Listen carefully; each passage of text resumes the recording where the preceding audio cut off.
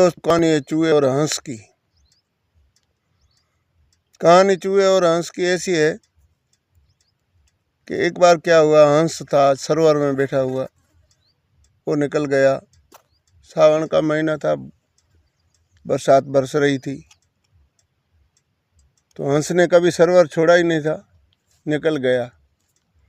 निकलते चलते चलते चलते चलते चलते बहुत दूर चला गया और बरसात खूब बरस रही थी। तो कोई आगे एक समतल ज़मीन आई, वहाँ जाके उसने देखा तो उस समतल ज़मीन में पानी हमेशा आके इकट्ठा हो जाता है। पानी इकट्ठा हो गया।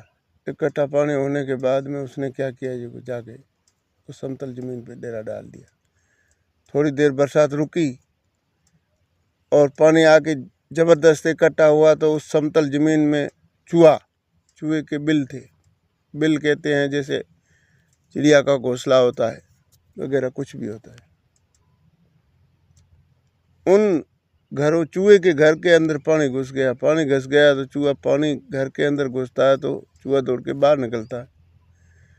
बाहर निकलते ही चूहे ने देखा तो हंस बैठा है, और चूहा वो सर्दी के मारे कांप रहा है।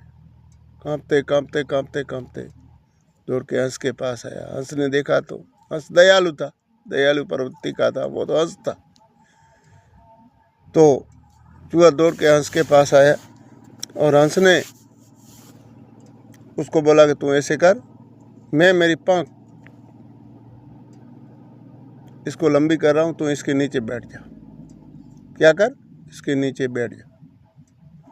तो चूहा आके हंस की पाँख के नीचे बैठ गया, और हंस की पाँख इतनी गर्म होती है जिसका कोई जवाब नहीं, क्योंकि पंखों के बाहर भले कितना ही पानी लगे, अंदर पाँख गर्म होती है। हर पक्षी की होती, कितनी भी सर्दी हो, लेकिन उनकी पाँख अंदर गर्म होती है, इसलिए उनको कोई दिक्कत नहीं होती। तो थोड़ी देर चूहा उस हंस की पाँख के नीचे बैठा, तो करीबन बनता होगा घंटा, 2 घंटा, 4 घंटा बैठा। बरसात रुकी तो हंस ने देखा कि भाई अब बरसात रुक गई है, तो मैं क्या करूं, पाँख इसको ऊंचा करूं कि बेचारा चूहा निकल के जाए और मैं उड़ जाऊं मेरा जाके समुद्र तक।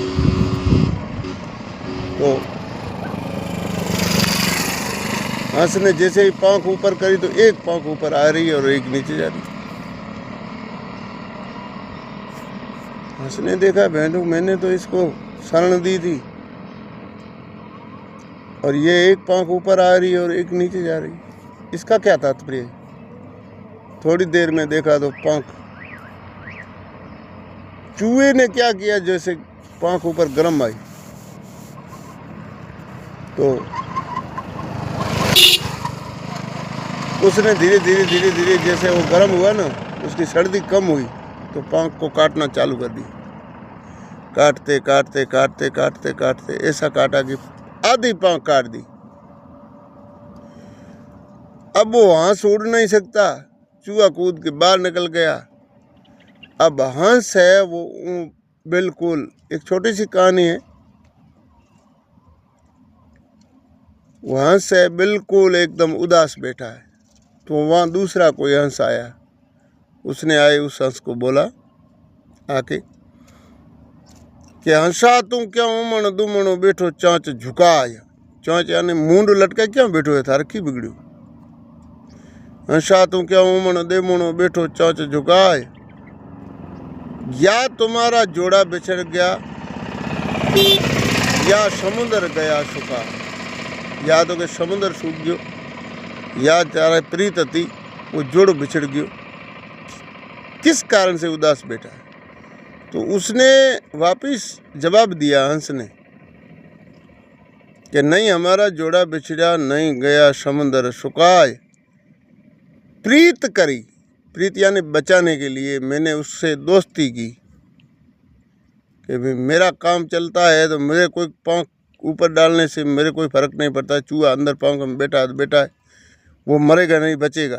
प्रीत करी अजान से मुझे उसका रोग लगा। जो कोई भी आदमी हो, चाहे पशु हो, चाहे पक्षी हो, कोई भी हो, बेगुणा होता है। वो चूहा बेगुण निकला, बेगुणे से उन्होंने गुण किया, उसका वो दोष लगा उसको, जो खुद की पाँव कट गई।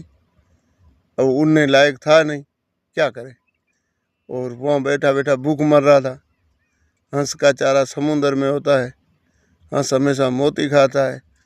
वो आके चूहों के बीच में पड़ गया। निकला तो मौज मस्ती करने था कि यहाँ मस्ती ज़्यादा होगी, बरसात बरस रही है।